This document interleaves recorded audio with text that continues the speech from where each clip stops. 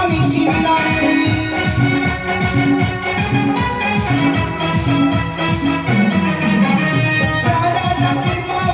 যাই আমি ভক্তি উদ্ধার করি আমি শিবরাত্রি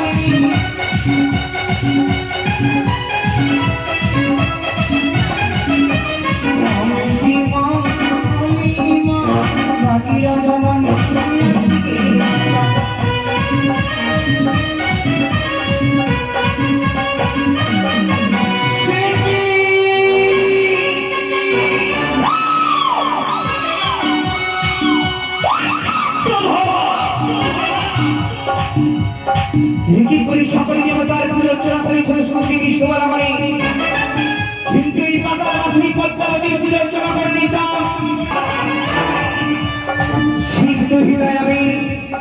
নাচের মাতায় আমি ভুবনী মহিনী আমি দেবী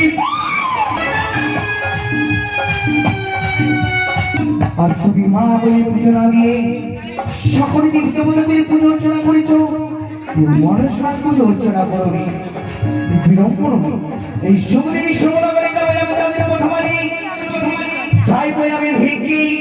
যদি দেয় আমার ভিক্ষি দেবতার আশীর্বাদ হবে তার পুত্র চলো চলো সাজিদ আমার বিদ্যা ব্রাহ্মণী রূপ ধারণ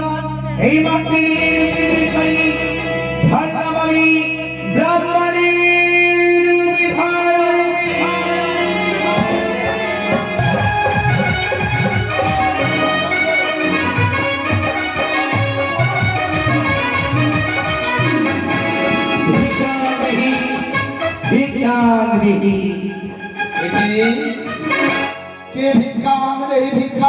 বলে আমার পদ অবরোধ করলো কিন্তু তুমি কি বাছা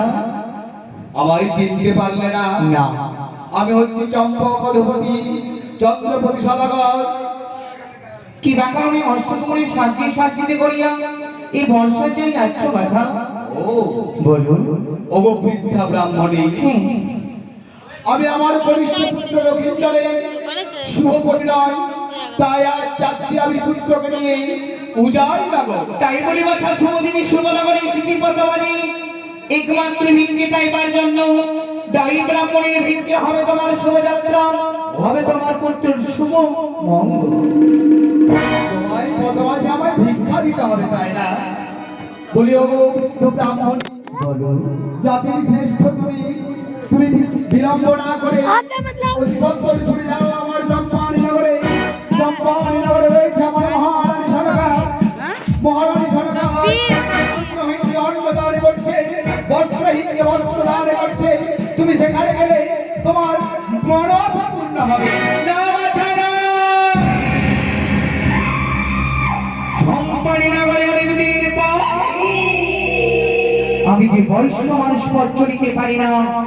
আমি যে তোমার হস্তে ভিক্ষি চাই কিন্তু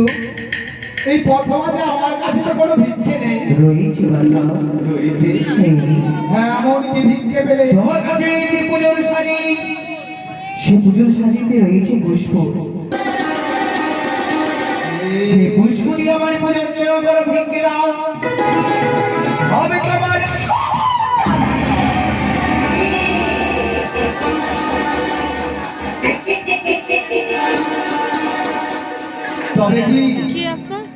তবে কি সে সাধারণ ব্রাহ্মণী নয় তাকে আমি পরীক্ষা করে নেব যদি সে সত্যিকারের ব্রাহ্মণী থাকে তবে তাকে আমি পরীক্ষা করে নিই না কেন